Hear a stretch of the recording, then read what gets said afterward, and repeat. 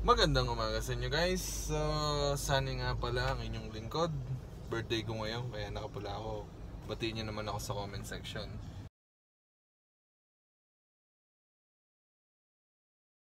So bakit ba ako nag-video guys? Wala. Gusto ko lang mag-video kasi nandito ako sa parking mag-isa.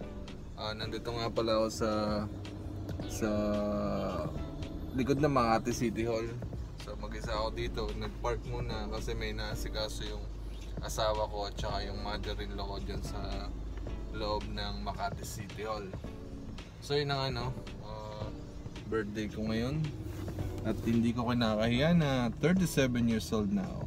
So yun na, medyo tumatanda na tayo, no? Napakabilis ng panahon. Parang kailan lang bata pa, tapos ngayon 37 years old na. Oh my God. Pero syempre, pasalamat tayo kay God. Nagkakaroon tayo ng maraming birthday. At syempre, wish natin na magkaroon pa ng maraming birthday para maraming panahon pa natin makakasama ng ating mga mahal sa buhay. So yun na guys, no? So usapang birthday. May naglag. So usapang birthday tayo ngayon. Gusto ko lang sa inyo i-share guys kung gaano ako kaswerte sa aking mga anak. Tuwing birthday ko, tuwing birthday ng asawa ko, nagbibigay sila sa amin ng letter. So napaka-sweet nila sa amin ito. Nag-effort pa talaga yung nag-effort yung mga anak namin sa pagbibigay sa amin ng letter. Basahin ko lang. So nakalagay dito, Sunny at 37. Nilagay pa yung age ko. Happy birthday to a special person in my life. First of all, thank you for your hard work, growing well, always being there, and source of happiness. Thank you for making us laugh, for working hard, and for everything. I hope that on this special day, you are surrounded by joy, filled with happiness, and blessed with love. You are amazing and worthy. Stay happy and healthy. May you find the courage to pursue your dreams and strength to overcome any obstacles that come your way. Enjoy your special day and all the best for your year ahead. Napaka-sweet naman ako, grabe. Napaka-swerte namin sa anak namin.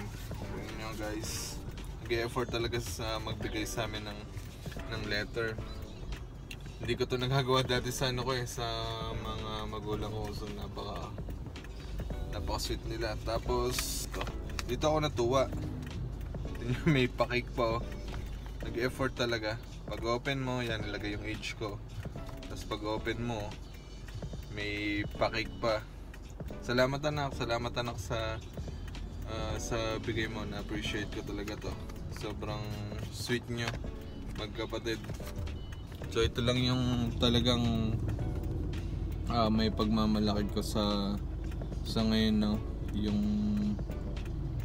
Yung mga anak ko, yung asawa ko, talagang alam niyo yun, yung kahit ang hirap ng buhay, hirap magtrabaho, hirap kumita ng pera, talagang nandyan lagi sila sumusuporta, lalo na yung asawa ko. Kahit lagi kaming yung may hindi pagkakaunawaan, nando pa rin yung kanyang pagiging maintindihin. Yung kahit napapagalitan sila, may mga times talaga na napapagsabihan, napapagalitan. So kahit ganun, hindi sila matumpuhin. So nagpapasalamat ako. Alam niyo yun guys, kapag yung feeling na contented ka sa family mo, talagang ang iniisip mo lang laging pamilya.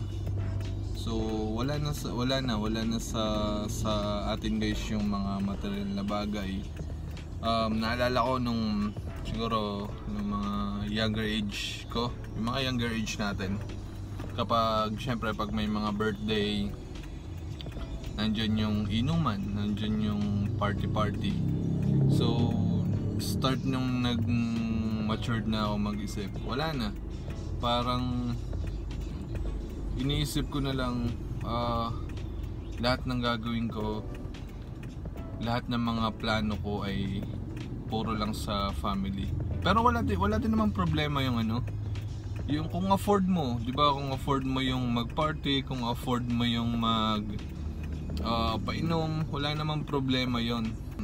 Kung halimbawa naman na hindi mo naman kaya na magpa-party, magpainom, tapos yung kapos ka na, gusto mo pang ipangutang yung mga gagastusin mo sa birthday mo, 'di ba? Napakahirap naman 'yun, yung parang iisipin mo yung isang araw na okay ka, tapos yung mga kinabukasan mo, I mean yung sa mga susunod na araw, ikaw naman yung mahihirapan. Yan na, ang layo na ang layo na napuntahan ng topic natin, usapang birthday.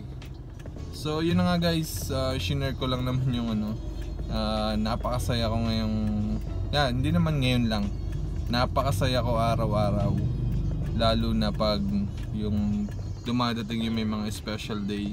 Hindi ako nawawalan ng nare-receive na mga letter sa mga anak ko. So yun ang ano, maraming salamat ulit Hailey and Kayla, napaka-palad ko talaga sa inyo. Mahal na mahal ko kayo ng mami nyo. Ito yung message ko sa inyo, no? Hanggat malakas ako, hanggat kaya ko, wala akong ibang gagawin kundi para sa inyo lang, para sa future nyo, para sa future natin. So maraming salamat ulit. Medyo nagiging tayo, dramatic na.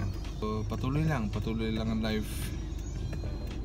Minsan mahirap ang buhay, pero siyempre kaya natin to, kaya natin. Hanggang dito na lang guys, maraming salamat sa panonood. Peace!